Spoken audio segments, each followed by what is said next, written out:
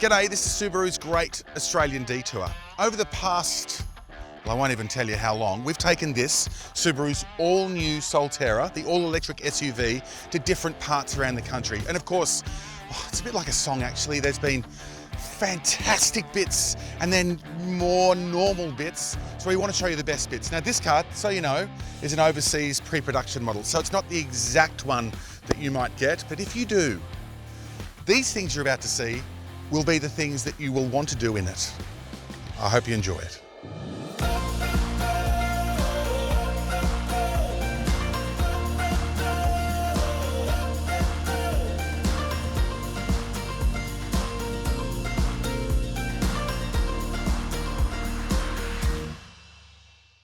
I've come to learn that the open road is still the stuff of legend. It's not another time or another place, it's now, just as it's always been. Only you might have to search a little harder to find it. But there it is, off the freeway, connecting families to towns and stories, and what will become some of our fondest memories. Subaru's Great Australian Detour is a celebration of the long way, of seeing the drive as being just as important as the destination. So instead of racing past the best bits, enjoy the journey. Stop, turn off, take the odd detour. This is Australia, the greatest detour there is. It feels like everywhere we go there's an iconic road. Far North Queensland is no different. Formerly known as the Captain Cook Highway, it is the Great Barrier Reef Drive and it hugs the Pacific Ocean. Beautiful vistas, it's rainforest to reef, cassowaries to crocodiles. Haven't seen either of those, but we have seen some beautiful views. Definitely a road worth travelling. One of a bunch of adventure capitals in Australia, Far North Queensland offers all levels of excitement. So that might be a coastal road, hairpin turns, or even croc sightings. It might even be a creek crossing. It's important to check the depth of the water and refer to your owner's manual, as like all cars, there are limitations when it comes to this type of driving. Subaru SUVs have X mode for when things get a bit robust. There are two modes, snow and dirt, and deep snow and mud. There's also hill descent control for downhills. The Solterra goes one better with grip control, controlling the speed downhill, uphill, or on the flat, like this. Here we go. X mode, and then grip control, and then, I don't know, what do you reckon? Medium. And so now, I'm steering, but the car's controlling its own speed.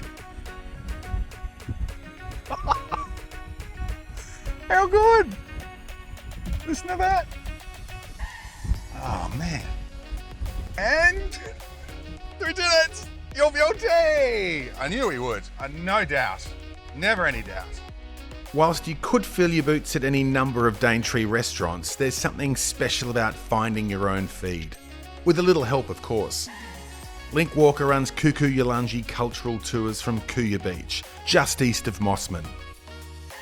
Hey Link, I think for everything we're doing up here, this is the most exciting because it feels sort of like that old primal, the hunt, you know, going and hunting. That is the plan, right? Pretty much, yeah. So this is our normal day. We go out, catch a feed and come back and feed the families here. So what we've done is just build it into the normal daily lifestyle and get you guys up here to work for us now. So you're our workers for the day. Right, so what are we trying to find? It changes every day. So we do catch everything here. The reef's just out the front. There's coastal reef, there's seagrass, all these mud flats, there's stuff hiding in it. So right. You never know what you'll run into out here. So obviously, my history as a spear thrower is not great. In fact, it's non-existent. Or maybe when I was 11, you know? Yeah. We'll get you warmed up. I'll show you how to use them and we'll show you how to carry them safely. Yeah, so when you throw, finger on the end. Really? The other hand's just to balance with or aim with. Okay. So when you're ready, you just use the other hand to balance with, and then when you're ready, you step into it, push with the finger. So when you finish, you should be pointing with the finger. Okay. Okay, that one there. That's him. Well, now it feels long. That's him. Warm-up round, vegetarian day. Jeez. Come on down. Hey. A perfect low tide morning. Confidence is running high. Get into him, yeah, before he gets away. Oh, he's in the dust. We're going to lose him. Here he is. There he is. Red. See there? You got him. Hey, Mud Link. I was so scared. It's so stupid. I was so scared. Once they get into that dust, see how hard they are to find in the dust? Yeah. For the record, there are size limits for muddies, so best to check wherever you're fishing. It wasn't just the sandbanks. It was the mud flats and the mangroves and scragging around for mussels and being scared of stepping on things and imagining what might go wrong with a man who really only saw what would go right. I'm not convinced we've got all of our dinner. We've done pretty well. After the break, something... You step on anything, you're stepping in danger. It's just a leaf. See you in a sec. We're in the territory, Kakadu to be precise, and it's predictably beautiful and very hot. So the one place to swim here is a place called Maguk Falls. It's Kakadu's worst kept secret spot, and you can swim there when it's open, which is in the dry season, so that's where we are. So it's only 60 k's, but we do have some varying road conditions, like we're on a beautiful sealed road now, but it does just up here go to a dirt road. So in that sense, I'm really glad that we've got all-wheel drive. Subaru have had all-wheel drive for 50 years. This car is absolutely no different, and it gives us confident driving in less than confident conditions. Ready? Oh, hey, no problem. All-wheel drive. To be honest, the dirt roads through Kakadu are pretty good at this moment, but we're here before the wet season in the build-up. There are a few surprises, which are fun of course, but things can get willing. So it's nice to have that all-wheel drive backup should we need it. And of course, you should always check the depth of puddles and refer to the recommended depth in the owner's manual before driving through. It's a pretty easy walk to Maguk, but it is hot. There are creek crossings, ponds to look in, and the payoff is... wow! Okay, so clearly this is Maguk Falls, and this is the interesting thing. We walked past that beautiful spot that was like an oasis, and I thought, gosh, it can't get better, and it just gets better. And there's a rumour that in the old days you could get up to the very top, and it's even better. But this is enough. 39 degrees. Time to get wet. Woo! If you're wondering about visiting in the build-up, it's the off-season. You can have moments like this all to yourself. So maybe off is the new on. Kakadu National Park, 3 hours south of Darwin, is the great Australian detour. There's this children's author who lives in Kakadu, and his name is Ben Tyler. His book's called Walking in Gagaju Country, and it's fantastic. He's also really handy in the kitchen, and generously he takes people on his property and goes foraging, so, you know, looking for food, bit of bush tucker. So that's what we're going to do. Now, I know on the menu we've got berries and potatoes, but, you know, look, we're foraging. Anything could happen. Ben Tyler grew up here. He's terrific, with a stack of knowledge to share. Nagunyala, this feels like a nice place to start. I mean, you know, it's early in the morning and it's so, well, apart from the cocky, it's so peaceful, isn't it? It's a beautiful place to start, Andrew, and welcome to Muditjul. We're on Murrumbidgee country, my mum's country. So our job today is to forage. We're having basically a bush tucker trip, aren't we? Yes. Okay. So how is it difficult? Each season is a challenge. Yeah. And you know, and each season, so Kakadu has 6 spinning seasons. Yeah. We're now in the season of Gunamelling, and this is the pre-monsoon season. Yeah, the build-up. This is the start, the first season of the wet, and it always starts with the lightning and thunder show. Yeah. And did you see some? Yeah. Drove through it. Ooh, yeah, it was amazing. Awesome. All right, well let's get a foraging, eh? Yeah. The menu was berries, which turned into looking for file snakes, which was interrupted by water buffalo, a genuine threat to our safety. So is that is that an issue for us, or? Yeah, if it chases us, we have to bolt.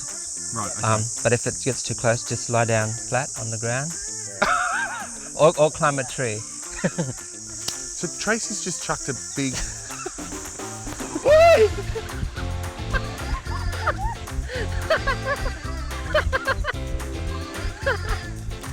And here I was thinking we're looking for potatoes and yams. What a day. Wow. Good start. Great start, yeah. Awesome.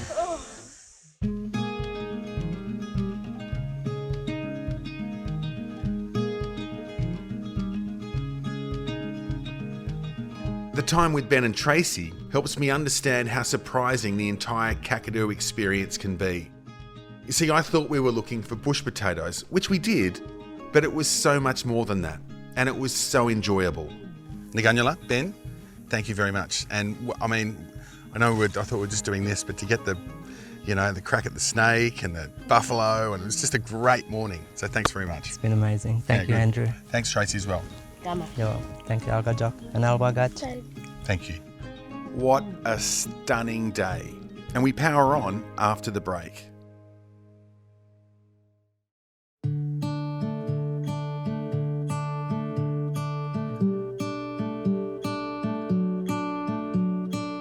Broome. Hey, now, I've actually been to Broome a few times, and there are things that you have to do. And the one thing you definitely have to do is get to Cable Beach, get yourself in the ocean, and for sunset, well, look, I won't tell you. I'll show you.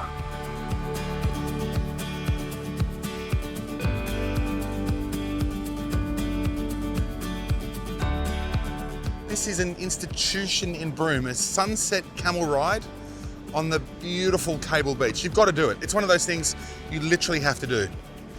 But if you can't do it, I'll do it for you.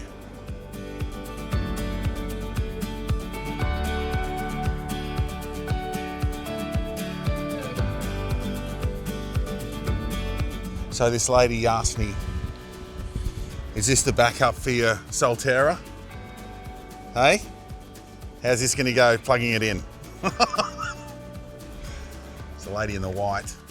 As much as we think it's about camels in the sunset, it's really about the people.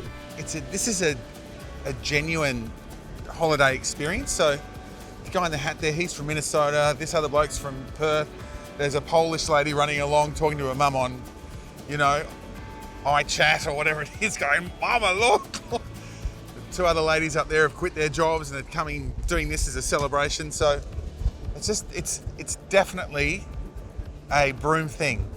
It's a must do. Gotta do it. I wish my wife were here. She'd be going, quick, take a photo, it's the golden light.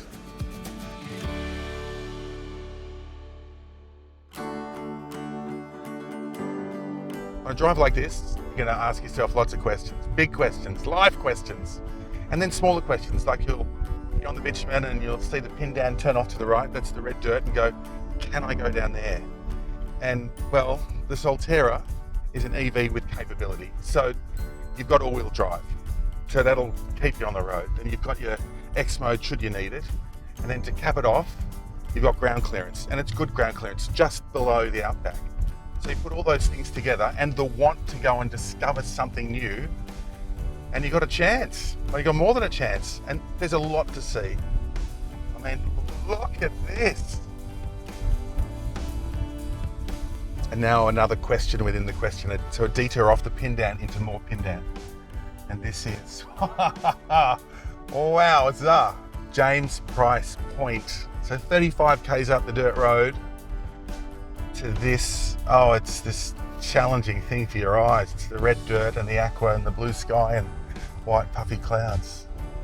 Why wouldn't you turn off? Like seriously. After every turn off, a chance to turn back on. This is a beauty. Cygnet Bay Pearls at the top of the Dampier Peninsula. I just didn't think it could get better. So this is Cygnet Bay. It's about 2.5 hours north of Broome. They've been pearl farming here since 1946, and then tourists were allowed to come in about 2009. We got a day for you. Should I have said we've got a pearler of a day for you? All right, Dad. Okay, thanks, Dad. To help tourists understand the process, Terry's got a tub of 5-year-old oysters that was seeded back in 2020 and then brought in from the farm. This is the beautiful oyster that I chose today. Okay, because it was good looking? A very good looking oyster. It is a bit of a process, and Terry's not an official technician, though he knows his way around the process. Can't open this oyster any further than that. Okay. Yeah? So now I have to grab this little door stopper. As you see the flat and the rounded surface, in an oyster, there is a rounded and a flat surface. Okay. So you grab the little door stopper just on that heel, just to stop the oyster from shutting tight. That's pretty much how much room the So technicians... it's not even an inch. Not even an inch. Oh, it's tender, isn't it? Very tender. And guys, I'm just gonna flip this one back over just a bit. Release that oyster. So I'm just gonna make a small little hole just in there so we could see a birth of our brand new pearl. Yeah? You've got a baby, Terry. Yeah. You've had a So baby. we got a baby here now. Got a beautiful little baby just in here. Oh, Yeah? You can actually say it's stunning. So mate, I'm gonna pull him out and I'm gonna put it on your hand. So that's Australian South Sea pearl. Wow. So that's the end result after 2 years of manual labor. The last thing we would do once the oyster is done with this pearl producing life, they're gonna move all of this mantle out of this mantle and that tissue, and what they sell as pearl meat today is just the abductor muscle. That's it. That's it. And get rid of all the good bits, and that's what I'm after. For bait. That's gonna be I'm gonna miss this one with stir fry and rice this afternoon. Are you? Yep. Okay, then I'll have that one then. Don't know what I want. Thanks, Terry. Beautiful. Right, Great no work. worries. Exmouth is next. Famous for lots of things, including Ningaloo and all of nature's marvels who swim there. And fly.